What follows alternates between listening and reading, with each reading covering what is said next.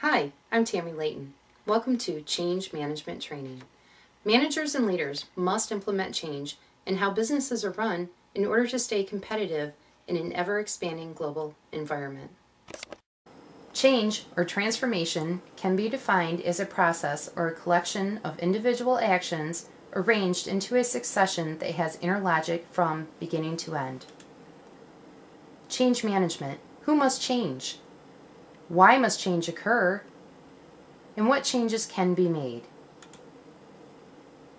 Who, why, and what? First, the boss must change. Then, the boss must teach the employees how to change. The big idea is sharing.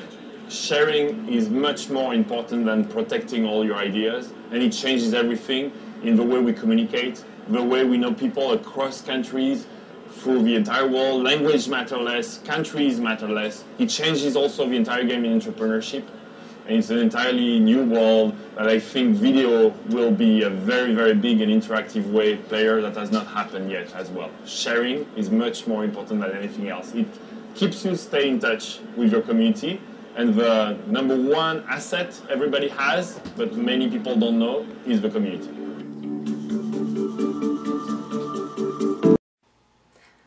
That CEO felt that sharing is very important. Sharing the communication of change with his employees. Next, why change is important. Change is crucial to a company's survival. Without change, a company could fold. If a company dies, people lose jobs. Without jobs, people cannot earn money. Money is necessary to support a family.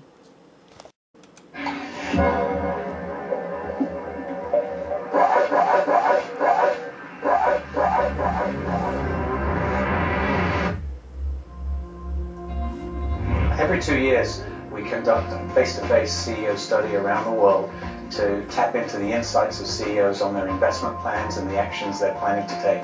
I think that the biggest challenge is to be able to embrace change, to make sense of where things are going in a market that's, with a heck of a lot of ambiguity out there. The emphasis is actually on not being complacent, and that is one of the attitudes that we embrace in Block Machine philosophy.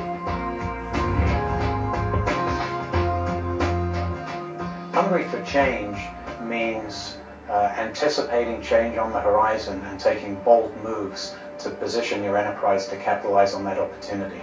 We recognize and embrace change and recognize that we've got to be hungry for constant improvement in what we do.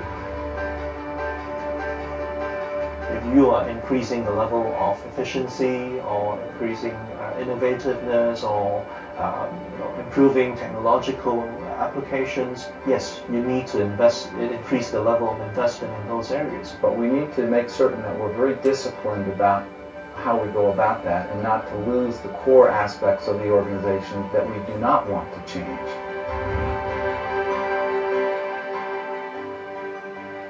The leading CEOs are faster, nimbler, and quick to seize the opportunities presented by the global economy. And so a combination of sense of purpose and sense of urgency, I think, enables us to deal with change as it comes. When it happens, we are in the best position to take advantage of that change and reap the benefits. So when you look at sort of the general attitude that weaves its way through all of these interviews, more often than not, you get a sense of optimism. Most CEOs are looking at things and saying, what's the opportunity this affords me?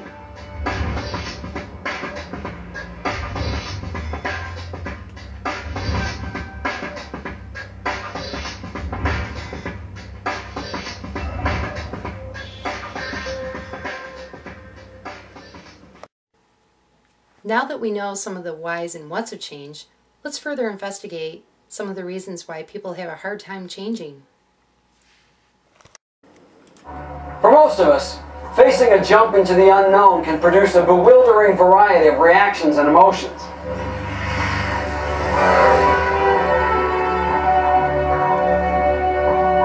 Think I'm just talking about skydiving? The fact is, taking a leap into the unknown is something most of us experience with great regularity these days in our own work lives.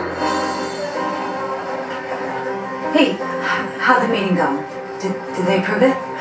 Well, we're moving to the new nurse-to-patient ratios. Well, the new ratios will improve quality of care, which is good, but won't it also mean some significant redeployment for some of us? I suppose that's a possibility. Managing the change itself may not be an option, but there is something we can manage: our internal response to change, our personal transition. A transition can be likened to a linear story. First comes the ending stage, where we must step out of what we had known before and confront the feelings of loss, anxiety, and confusion that accompany a change. Here are the maintenance procedures for Doc 16. This is totally different from how we work. Yeah, but it's the way you'll be doing it from now on. Tony, I figure there is no our way anymore. We're gonna have to forget our old procedures and do it this new way. Once you've committed to leaving what's in the past behind you, you're ready for the next stage, the neutral zone, where you find yourself adrift, without solid orientation to what came before or what is yet to come.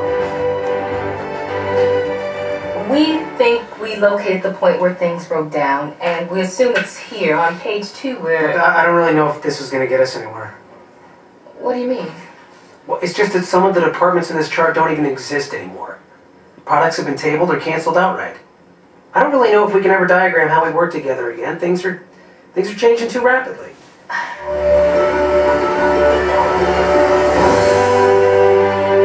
Once you've left the neutral zone behind, you're ready for the last stage, the beginning stage.